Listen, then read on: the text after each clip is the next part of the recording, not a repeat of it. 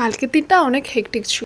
কালকে অনেক কিছু কাজ ছিল। আর এখানে আমার ছেলে ভাইয়ার সাথে মানে ওর মামুর সাথে স্কুটিতে ঘুরে বেড়াচ্ছে। ভাইয়া যখনই বাইরে যাবে ভাইয়াকে ডাক পেয়েছে আমাকে নিয়ে চল বাইরে ঘুরতে, তো সেই জন্য ভাইয়া আর কি ওখানে একটু ঘুরছিল।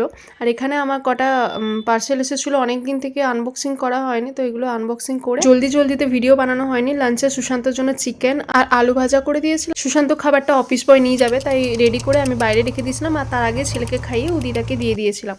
আমার এই বাচ্চাটাকে নিয়ে যাওয়ার ছিল ক্লিনিকে, ওর হ্যামাটোমা হয়েছে, তো সেই জন্য অনেক দিন হয়ে গেছে 2 উইকস, তো আমার টাইমই হচ্ছিল না। তো আজকে টাইম নিয়ে আমি গেলাম ওকে নিয়ে ক্লিনিক। এইটুকু একটা বাচ্চাকে নিয়ে সত্যিই টাইম হয়ে ওঠে না, কিন্তু আমি বাড়িটা খুব ভালো পেয়েছি। এই ক্যানি স্প্রেড ক্লিনিকে বিশ্বনন্দা রাজু এর আন্ডারে বাচ্চাটাকে আমি দিয়ে আসি।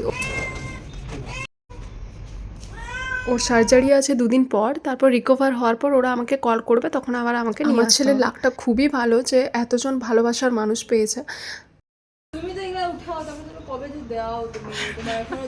এখানে উদিতা আমাকে বলছে যে তুমি তো ভিডিও অনেক নাও, কিন্তু তুমি ভিডিও এডিট করে পোস্টই করতে পারো না, অনেক লেট হয়ে যায়। সত্যিই আমার টাইম হয় না, আমি রেগুলার ভ্লগ দিতেই পারি না, সবাই কাজে ব্যস্ত। তার মাঝেও ব্রেক পেলেই ওকে দেখতে চলে আসে। ও ঘুমোলেও অনেকবার করে জিজ্ঞেস করতে আসে উদিতা যে উঠেছে নাকি, উঠলেই ওকে নিয়ে চলে যায়। আর ও খুব ভালো থাকে ওদের সাথে, আমাকেও লাগেই না। আর বাচ্চারাই ভালো বোঝে যে ওদেরকে মন থেকে কে ভালোবাসে আর অভিনয় দেখিয়ে কে ভালোবাসে। আমি ক্লিনিকে বাচ্চাটাকে ছেড়ে আসার পরে আমরা বসেছিলাম বাইরে, চিকু, আমি, উদিতা। সন্ধে হওয়ার পর ছেলেকে খাওয়াতে এলাম, তারপরে সুশান্ত আসার পরে আমরা একটু মুড়ি চা নিয়ে বসেছিলাম।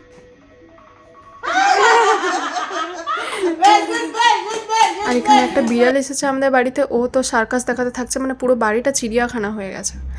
যাই হোক, ও তো ওদের সাথে খুব ভালো থাকে, মানে ওর সত্যিই লাকটা খুব ভালো যে এতজনের ভালোবাসা ও পাচ্ছে। আমি এখানে এসে আমি এত খুশি হই যে আমার ছেলেকে এতজন মিলে ভালোবাসে, সবাই ওকে নিজের বাচ্চার মতোই ভালো। সত্যি আমি এত টাইম দিতে পারি না ওকে, সবাই ওকে আদরের অনেক নাম দিয়েছে। কাছের মানুষের থেকেও এত ভালোবাসা পাওয়া যায়।